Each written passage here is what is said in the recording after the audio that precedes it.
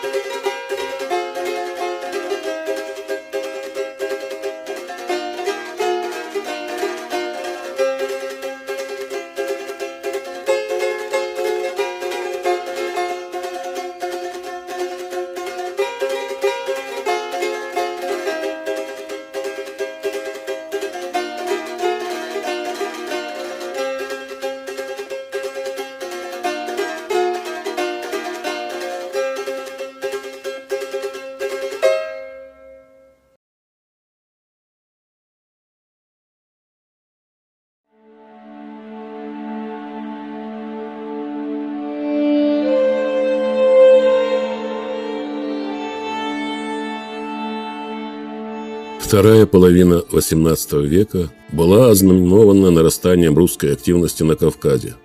Политика колонизации Северного Кавказа, которая год от года делалась все более активной и целенаправленной, становится причиной резкого обострения отношений между горскими народами и Российской империей. К тому времени этот обширный край практически не имел оседлого русского населения, кроме казачьих линейных станиц, входивших в пограничные войска. Протянувшись вдоль Кубани и Терека до самого Каспия, Кавказская линия стала форпостом для дальнейшего продвижения русских вглубь Кавказа. Создание линии отрезало горцев от благодатных степных пастбищ, столь важных для отгонного скотоводства. Это лишало их доступа к пути. Анапу турки со своей стороны вылазками из крепости старались помочь им, но русские войска отражали все нападения.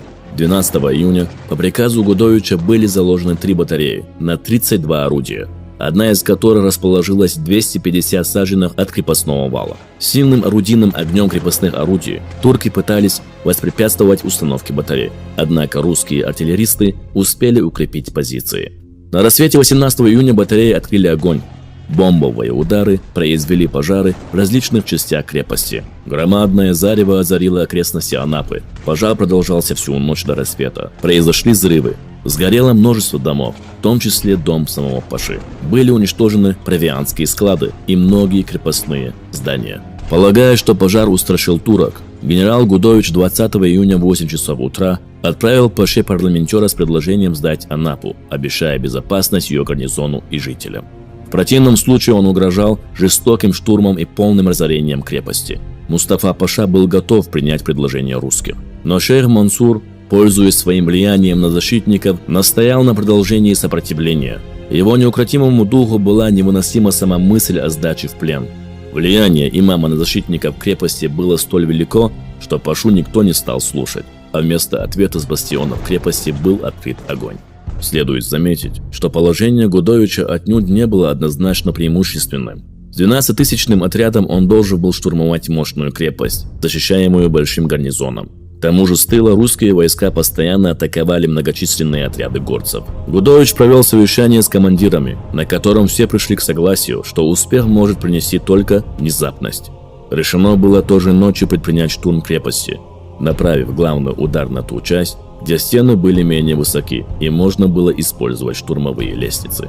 В ночь на 21 июня лагерь был снят, и солдат развели по местам, откуда предполагалась атака. Войска Кубанского и Кавказского корпусов были разделены на 4 штурмовые колонны, по 800 человек каждая, с 2 резервами по 600 солдат и одним общим резервом 2000 штыков. Таким образом, из общего числа 12 170 человек для главного удара при штурме было определено 6400 человек, составлявших 4 штурмовые колонны. В полночь Гудович отдал приказ открыть огонь из всех батарей, под прикрытием которого атакующие колонны двинулись на приступ. К часу ночи батарея русских прекратила стрельбу, и войска отошли. Перестали стрелять и турки, они уже праздновали победу, когда за полчаса до рассвета русские войска вновь начали бомбардировать крепость. а затем бросились на штурм. 4-я колонна левого фланга, которой командовал полковник Самарин, несмотря на сильнейший картечный и ружейный огонь турок, первой поднялась на стену и закрепилась там. Командовавший 3-й колонной полковник Келлер, хотя и был тяжело ранен, пробился со своими солдатами на крепостной вал. Майор Веревкин, занявший место Келлера, был также тяжело ранен, но все-таки сумел удержаться со своими солдатами на валу. Благодаря этому 2-я колонна под командой полковника Муханова захватила бастион, в то время как у стен крепости шла ожесточенная битва между русскими и турками. 8-тысячный отряд закубанцев спустился с гор и атаковал Вагенбург российских войск. Атака закубанцев была с трудом остановлена гребенскими и семейными казаками, а затем отражена отрядом генерал-майора Загряжского, специально выделенным на такой случай. Между тем русские войска продолжали подниматься на стены вокруг Анапы. Призывы имама Мансура встать на защиту ислама и даже его личное участие в отражении атак на стенах крепости уже не смогли внести перелома в ход сражения. Непрерывные атаки и большие потери сломили силы защитников. Турецкий гарнизон больше не желал сражаться. Даже отчаянные янычари начали сдаваться целыми отрядами. Теперь оборону держали только горцы, пришедшие в город с Мансуром, но силы были неравны. 22 июня 1791 года в 8 часов утра войско генерала Гудовича ворвалась в Анапу. Русскими было захвачено 95 орудий, 130 знамен и значков. Турция потеряла в этом сражении около 8 тысяч убитыми. Почти столько же осажденных утонуло в море, пытаясь спастись из крепости вплавь. В плен было взято 13 532 турок и всего несколько десятков горцев. Среди пленных оказались начальник гарнизона крепости Мустафа Паша и его помощник, сын пленного ранее Баталбея, большое число турецких офицеров и чиновников. Один только имам Мансур не желал сдаваться. Рядом с ним осталось несколько мюридов. Укрывшись в пороховом погребе, имам продолжал упорно отстреливаться. Солдаты не решались идти на штурм, поскольку имам держал зажженный факел и угрожал взорвать склад. К нему был выслан парламентер, знающий чеченский язык. Он прокричал, что генерал Гудович лично обещает шейху Мансуру в соответствии с его званием положение почетного пленника и достойное содержание в Петербурге, куда его должны отправить для представления императрице Екатерине II. Генерал обещал также предоставить ему свободу как военнопленному сразу после заключения мирного договора с Турцией. Однако мятежный имам, не веря в эти обещания, продолжал стрелять. Он был захвачен только после того, как обрушилась стена от попадания ядра пушки, и он упал без сознания. Взятие Анапы стало поворотным пунктом в войне. После этой победы вся Кубань оказалась в руках русских, и в декабре 1791 году по Ясскому миру официально стало владением империи. Пленение Мансура лишило энергии его последователей, и выступления горцев против российских властей временно прекратились. Под усиленной охраной имам Мансур в числе других знатных пленников был доставлен из Анапы в Петербург. 4 июля вазок с ним прибыл в российскую столицу. Было обеденное время, когда пленного имама привезли в резиденцию Екатерины II. От желающих увидеть знаменитого горца отбоя не было. Появился и сам светлейший князь Потемкин. И даже императрица объявила, что желает поговорить с пленником лично. Зная слабость Екатерины к красивым мужчинам, Потемкин решительно воспротивился такой встрече, назвав ее очень опасной. «Он вам, матушка, всю обедню испортит. Взгляните лучше на него из окна», – посоветовал князь. Обаяние этого загадочного человека было столь велико, что и другие придворные принялись отговаривать императрицу от личной встречи с мятежником. Тем не менее, 6 июля Екатерина приказала доставить Мансура в Царское Село. Первый раз, когда шейха Мансура захотел увидеть Екатерина II после его пленения, от этой встречи отговорил ее фаворит, князь Потемкин. Но любопытство Екатерины взяло верх, и она захотела с ним все-таки увидеться.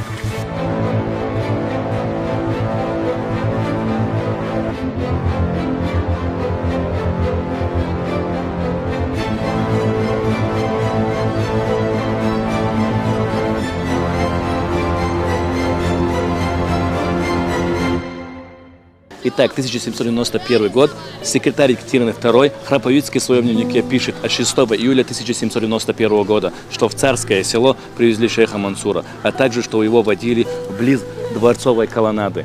Вот они, дворцовые колоннады. Поднимемся со мной. А также в своем дневнике Храповицкий пишет, что шейх Мансур стоил этому государству 30-тысячной армии.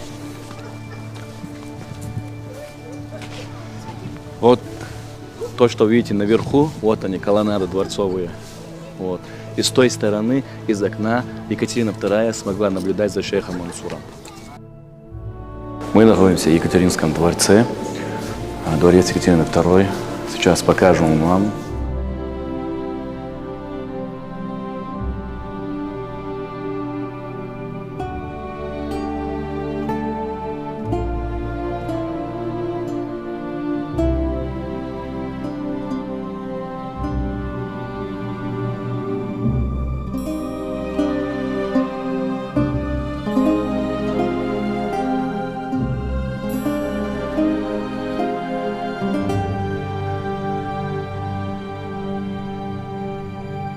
Вот из-за примерно такого окна Екатерина смогла увидеть шейха Мансура.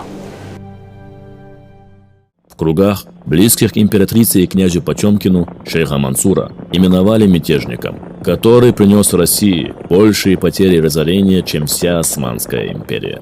Следует признать, что такая оценка вполне соответствует истине. Мансур действительно оказался гораздо более последовательным и непримиримым противником Российской империи, чем вся Османская империя, которая за всю войну отважилась лишь на 2 похода в пределы Северного Кавказа, в то время как шейх Мансур не прекращал борьбы ни на один день. В ожидании раскаяния Мансура его перевели в столичную Петропавловскую крепость. 28 июля он был впервые допрошен начальником тайной экспедиции, знаменитым кнутобойцем Степаном Шишковским. На вопрос, как он мог поучать народ, когда сам не знает грамоты, Мансур отвечал, что его проповеди были короткими и простыми, потому их понимали все. Людей он призывал к исполнению немногих основных требований ислама, которые должен соблюдать каждый правоверный. Это пост, молитва, посещение Мекки и Медины, подаяние милостыни бедным и неимущим. Всякий мусульманин обязан веровать в единого Бога Аллаха и его посланника на земле Мухаммада, саллаллаху алейхи вассалям. Он также должен знать, что некогда свершится воскресение мертвых и Божий суд, на котором каждому будет воздано по делам его. Среди бумаг, которые Мансур всегда имел при себе, были тексты 4 молитв, распространяемых им среди своих последователей. Воинственных воззваний или каких-либо других обращений к горским народам среди бумаг имама не обнаружили. Не имелось при нем и каких-либо дорогих вещей, денег или драгоценностей. На вопрос о том, каково его личное достояние, Мансур ответил, что имеет дом в селении Алды, 2 волов и коня. Такой ответ сильно удивил чиновников, производивших допрос. И действительно, будучи почти 5 лет едва ли не единоличным повелителем горских народов Кавказа, этот человек ничего не приобрел для себя и своих близких. Судейские чиновники не могли поверить в особый дар Мансура как проповедника, ввиду его неграмотности и молодости. Ведь, по словам самого Мансура, ему исполнилось только 30 лет. Начальник тайной экспедиции Шишковский не составил для себя ясного представления о пленнике. Медлил с сообщением Екатерины II об окончании следствия. В своей повести «Хаджи Мурат» Лев Николаевич Толстой так отозвался о шейхе Мансуре. Когда он был имамом, весь народ был другой. Он ездил по аулам, и народ выходил к нему, целовал полы его черкески, каялся в грехах и клялся не делать ничего дурного. Старики говорили: тогда все люди жили как святые, не курили, не пили, не пропускали молитвы, прощали друг другу обиды, даже кровь прощали. Тогда найденные вещи и деньги люди привязывали на шесты и ставили на дорогах. Маленький остров лежит у выхода реки Невы из бескрайнего Ладожского озера. Там, на холодных камнях, воздвигнуты неприступные стены Шлиссельбургской крепости, построенной в 1719 году Петром I. Мрачный замок этот многие годы служил самой страшной российской тюрьмой, в недрах которой человеческие судьбы скрывались безвозвратно и исчезали без следа. Недаром с давних пор это место называлось островом мертвых. Мало кто выходил отсюда живым. 15 октября 1791 года секретным рескриптом Екатерины II шейх Мансур, как бунтовщик и государственный преступник, был приговорен к пожизненному заключению в Шлиссельбургской крепости за возбуждение народов гор против России и причинение большого ущерба империи. В тот же день у Шурму передали распоряжение Михаила Колюбакина. Его разместили в номере 11.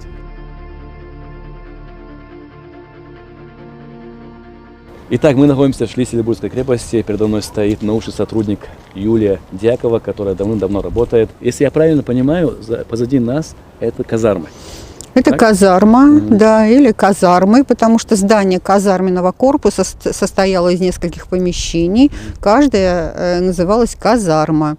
И здесь именно содержались узники с начала XVIII века. И именно в одном из этих помещений казарм, которые... Вот почему в них содержались узники, вернее, почему их называли номерными, потому что в них узников содержали, да, и помещения пронумеровали, номерами называли, Петровские номерные казармы с XVIII века. Это здание так называется, хотя изначально здание строилось для размещения гарнизона крепостного. Конечно, для начала XVIII века это было совершенно грандиознейшее каменное строение. Но так как Северная война шла успешно, и помещения казармы пустовали, а крепость постепенно теряла свое военное значение, ее стали использовать как место заключения. И вот в одном из помещений казарм и находился в заключении шейх Мансур. Ших Мансур, так в документе этот узник зовется. Вот здесь было помещение, в котором находился шейх Мансур. Все 3 года он находился. Камера его носила номер 11, то есть в нижнем помещении номерных казарм, в камере номер 11. Казарма очень сильно разрушена, но вот эти 2 окна казарменных сохранились, то есть мы с вами можем посмотреть, что именно вот через это нижнее окно шейх Мансур, ну, если угодно, мог немного видеть вольную волю вокруг. Хотя, конечно, окна были затянуты стеклами белого вида, то есть были полупрозрачные окна, свет в камеру проникал затемненный. И мы сейчас, знаете, что еще не видим? Мы видим вот только остатки фасада казарм. Они были очень сильно разрушены в годы Великой Отечественной войны. С левого берега немцы обстреливали крепость, и казармы очень сильно пострадали. А в XVIII веке вот сюда во двор еще смотрела открытая каменная галерея, напоминающая галерею русских гостиных дворов. И вот камера, в том числе и шейха Мансура, она освещалась светом, который шел через через арку, вот эту вот открытую галерейную. Вот. И почему вот так называли остров мертвых потом? Потому что узники в основном не выходили отсюда, а оставались в песках Шлиссельбурга, как написал в воспоминаниях один из них, Ювачев такой.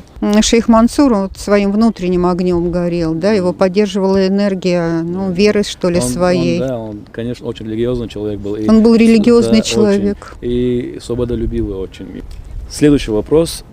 Момент прибытия шейха Мансура, когда его сюда привезли. Так. Я слышал, что до этого момента произошел такой случай. Один из караульных в Петербурге уже Да. оскорбил его, задел его честь как-то, и в ответ ударом ножа он убил этого караульного. И после этого, вот сами подробно расскажите, пожалуйста, про этот случай. Ну, действительно, шейх Мансур был переведен в Шлиссельбург на ужесточение условий содержания. Первоначально он в Петербурге содержался, и вот там, находясь в заключении, он убил часового солдата, офицера, который его охранял, по-моему, выхватив у него кинжал. То есть, конечно, он оружие как узник не имел. И вот этим ножом, выхватив его, убил офицера, и за что на него очень осерчала Екатерина II. Она ужесточила условия содержания узника, и даже кандалы на него велела надеть и содержать в строгости, тайности, секретности. Выделила, как мы с вами недавно обсуждали, 25 рублей в кормовых в год. Это очень нещедрое содержание, питание на грани жизни и смерти. И вот тогда его перевели в Шлиссельбург на безысходное пребывание, передали коменданту Колюбакину. Содержался он, как мы с вами, давайте повторим, да, что он содержался в камере номер 11 на 1-м этаже Петровских номерных казарм. Шейх Мансур после заключения, находился он здесь в заключении, охрана писала, что усердно молился все это время, да, вероятно, скучал, конечно, и по свободе, и по родине, и душа его рвалась и на свободу, но то ли действительно было это так, то ли, может быть, какая-то другая история произошла. Мы говорим то, что по документам знаем. Да. Вот в документах сказано, что узник умер от скоротечной чехотки после 3 лет заключения здесь, в Шлиссельбурге, 91-й, 92-й, 93-й, 94-й, да, то есть после 4 лет заключения в Шлиссельбургской крепости. Но дальше мы можем с вами прочитать вот этот вот рапорт, да, Колюбакина, который говорил, что тело узника сколько было из крепости вывезено. Он пишет, что водою вывезено. Это действительно так, потому что крепость стоит на острове, что надо было, да, конечно, вода кругом нас с вами, что надо было некое плавсредство, да, либо лодку, либо там какой-то небольшой корабль. В нее, видимо, было погружено тело. И у нас до сих пор на этом месте кладбище. Это Преображенская гора, это примерно вниз по течению реки Невы, может быть, километра 3. Вот там оно было захоронено на Преображенской горе. Шейх Мансур мог остаться в живых. Ведь многие люди, история же знает, что многие люди стоят перед выбором. Да? Можно предать ближнего и жить после этого, да? Можно написать донос и жить после этого. Можно избавить себя от каких-то испытаний и жить после этого. И кто-то действительно идет вот на это. Он принимает эти условия, он предает, он соглашается, он раскаивается искренне или неискренне. А шейх Мансур выбрал вот такой вот путь. Он не отказался от своих убеждений, он не написал раскаяния, он не отрекся от веры от своей.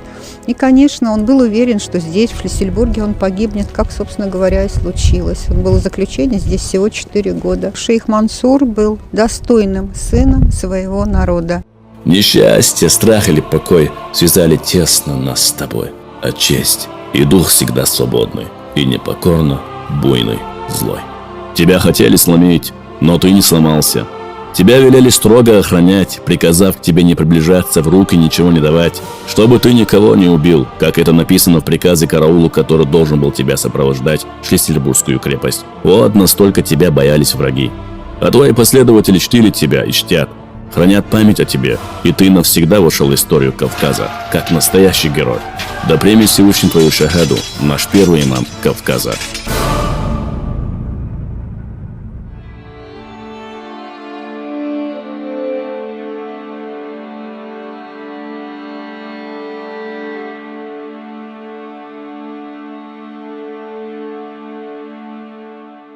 Юсуф, я был приятно удивлен, когда увидел в твоем инстаграме то, что ты побывал в Шлиссельбургской крепости.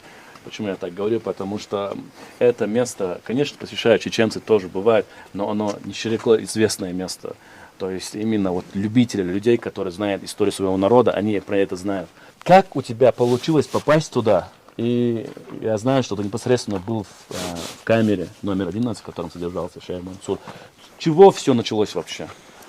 Про Шлиссельбургскую крепость я уже давно слышал, очень давно, что шейх Мансур был заточен там. Изначально я думал, это, наверное, какой-то район Германии, но вот относительно недавно, вот так я когда, как года, может, 3 назад, я узнал, что это находится неподалеку от Питера, а Питер это доступное место для нас. Я по небольшим делам был в Москве и посчитал, что я обязан посетить камеру, где последние годы своей жизни провел легендарный имам шейх Мансур. Легендарный имам, как был он записан именно в этой крепости. Узник данной крепости удостоен такой чести, что даже те, кто его заточили, назвали его легендарным. Подготавливая этот документальный фильм, когда я некоторые нарезки истории делал, я заметил, что уважение, проявленное к шейху Мансуру со стороны адыгов и черкесов, это огромное уважение. Вот, они считают, у них есть песни про него, да, как у нас иллиговые, они до сих пор помнят, считают, вот говорят шейх Мансур, все, это наш имам, они говорят. Вот тебе вопрос, кем для тебя является имам шейх Мансур? Во-первых, шейх Мансур это наш брат-мусульманин, глубоко верующий, знающий основу религии, человек, который изучал религию в своей юности. Наш земляк, чем мы обязаны гордиться и гордимся. Во-первых, да, мы указываем и делаем упор на то, что он наш брат мусульманин, как и для всех. Но он чеченец, и скрыть того, что мы гордимся этим, тоже мы не можем. Я думаю, даже один день не проходит, чтобы я не вспомнил про шейха Мансура, не посмотрел где-нибудь его видео, не почитал книгу, которую как раз ты мне дал. У меня есть 2 книги про шейха Мансура. Одну ты мне дал, другую, которую написал Алауди Мусаев, которую мы с тобой обсуждали.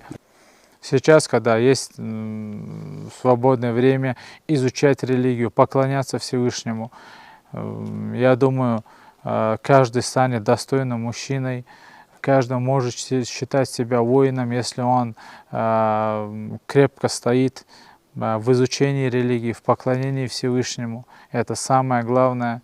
Если ты можешь стать на утренний намаз, или наоборот, если ты не можешь встать на утренний намаз, то это большой позор для каждого. Я знаю это по себе. Если ты утром не просыпаешься, то что можно говорить о дальнейшем, если ты просто даже не сможешь встать, и какая огромная награда нам за это предстоит. Нужно изучать своих героев. У нас их очень много, и не то чтобы нужно, а каждый обязан досконально знать их историю. Потому что историю актеров и певцов наша молодежь знает хорошо. Я, во-первых, это говорю себе. Нужно изучать и углубляться в чтении. Да воздаст тебе Аллах благом, Юсуф. Нам очень приятно было, что ты был с нами. Это был Юсуф Раисов, а мы двигаемся дальше. Император Иоанн Антонович, который был убит в этой крепости, царевна Мария Алексеевна, тоже дочь царя Алексея Михайловича, и знаменитый шейх Мансур. Как здесь написано, легендарный имам Кавказа шейх Мансур. Братья и сестры, вот то место. Мы приближаемся, сможем с вами прикоснуться к истории.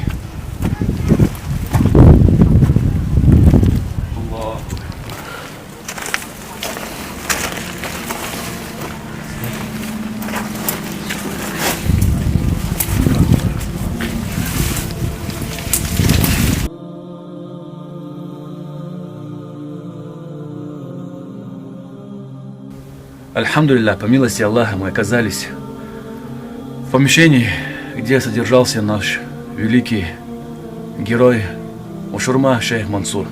Это милость Аллаха, альхамдулилля, это милость Аллаха, альхамдулилля. Меня переполняют эмоции. Это очень трудно. Здесь он и заболел чехоткой. И в этой камере умер. Да, Лазат обл Дойцун, да примет Аллах его шахаду. Вот это помещение, вот оно было, помещение, где содержался шейх Мансур. Вот окна железные, как видите, как Юлия сказала, они были белые, почти ничего не было видно. Но какой-то свет сюда все-таки проникал. И, наверное, он здесь смотрел и тосковал по родине. Ну вот, к сожалению, место его захоронения неизвестно. То есть мы, конечно, можем сказать, что тело шейха Мансура было похоронено, как в этом документе говорится, что его вывезли из Шлиссельбурга и похоронили на Преображенской горе. Ну, во-первых, давайте посмотрим, откуда выносили. Вот единственный вход в крепость, главные крепостные ворота. И тогда крепость выглядела так. На башне входной был высокий шатер, венчал этот шатер ключ, как символ названия крепости. Шлиссельбург, это значит по-немецки ключ-город. Вероятнее всего тайно, то есть значит ночью тело шейха Мансура было вынесено через эти ворота. Дальше пристань была тоже с этой стороны, но немножко в другом месте. Его погрузили на лодку или на какое-то плавсредство. Что значит водою? По Неве, да, вниз. Вот это течение реки Невы. Мы с вами видим, как Нева здесь берет свое начало, вытекая из Ладожского озера. Она разбивается об Ореховый остров. Течение здесь очень бурное. Местами оно достигает 12 километров в час. Сказано в документе, что тело его тайно было погребено на Преображенской горе. Да, кладбище там до сих пор находится. Где у нас с вами находится Преображенская гора? Это примерно километра, ну, может быть, 3,5 отсюда. Мы видим с вами корпуса Невского судостроительного завода, а дальше такой, ну что ли, массив лесной. Это не лес, конечно, да, это просто деревья, растущие на берегу реки Невы. Это и есть Преображенская гора, да. В далекой от родины, в крепости Шлиссельбург, закончил свою жизнь великий первый имам Кавказа Ушурма шейх Мансур. На сегодняшний день Чеченской Республики главой Чеченской Республики построена мечеть имени шейха Мансура, а также один из районов города Грозный носит имя легендарного имама. Самой главной победой шейха Мансура стало то, как при жизни, так и после его смерти ислам начал стремительно распространяться на Кавказе. Потомки и последователи шейха Мансура, народы Кавказа, помнят и чтят своего имама. И хотелось бы обратиться к братьям и сестрам: гордясь своими праведными предками, не лишайте такой возможности своих потомков.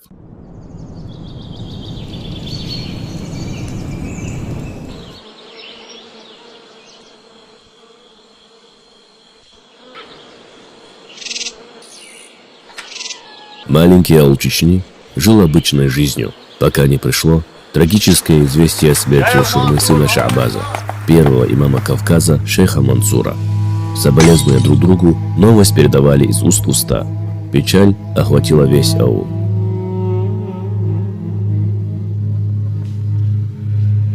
شيخ منصور دعوة لما بحثوا الغزوة تقابل دولتين دست لقى الدنيا دل ديق الوالزة دل ديش دلوي آمين.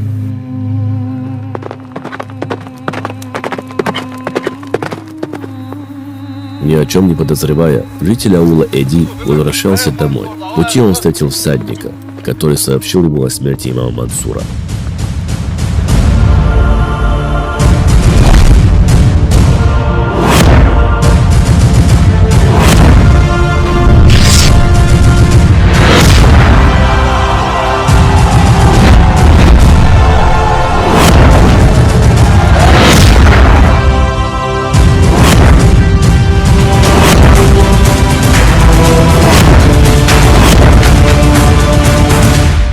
Повторяя слова «Ушел герой, ушел мой имам», после долгих раздумий, под покровом ночи, терзаемый чувством бессилия, Эди возвратился домой.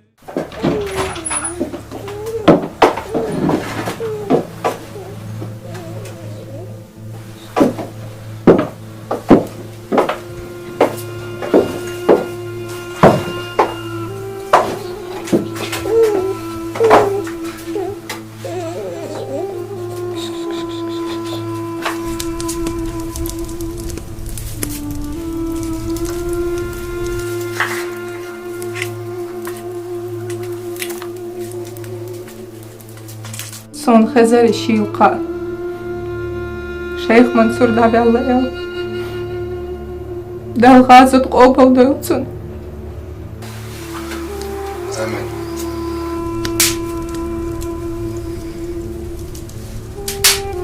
On Qawahin Duak dövetse. Vai Masana Dukhal Vai Qom Qonaq Davaqna Samagati Ahsun Dal Liqar Yasman Yılırıtun Dal Muqlah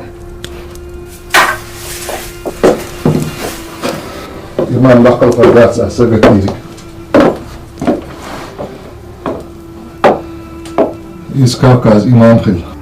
Şey Oman Qona Khil Dawrna. Sagatiri. Hani Noqchi şuyu. Şöyle Sordin olmuş. Noqchi şuyu Erdin. Tahins Daymakh. Nostqo Kadiyach. Alsandar Qirsa. Qihir bu mechwatso itay qonxi. Maala isht Dal Muqlah Dal Shwart Qonxilur Buvayn Vai dinlarda Vai Daymaklarba Dela Amstu Shadek Nis baqa. Delik delirdu. Elhamdülillah. Majola Erson. Ve düzel xwa. Şeyh Mansur tsanta mahlit. İmastaq darwesh. Ve qaman baydawosh qonaqtuna khilit. Şeyh Mansur tsanis saqi inaha. Son khatsun hutilgis. Şeyh Mansur sidash. Vai Nas Ematilanson Sila qona Şeyh Mansur sidish. Ushur mehet iyallo shversatsun. Tahta huysunsi. Sunseyo Boys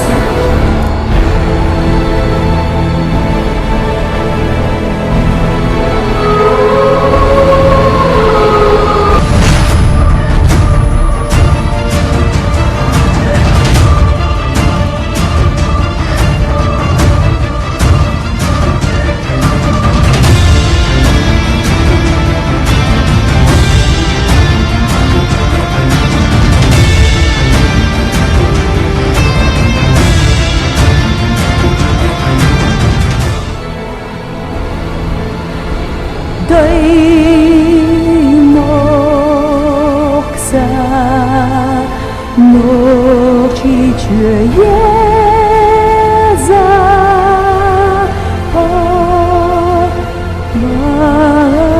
манаш лейна,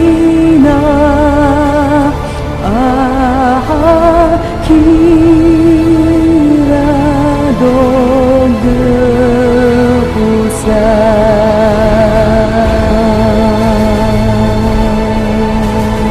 Kay behna lahta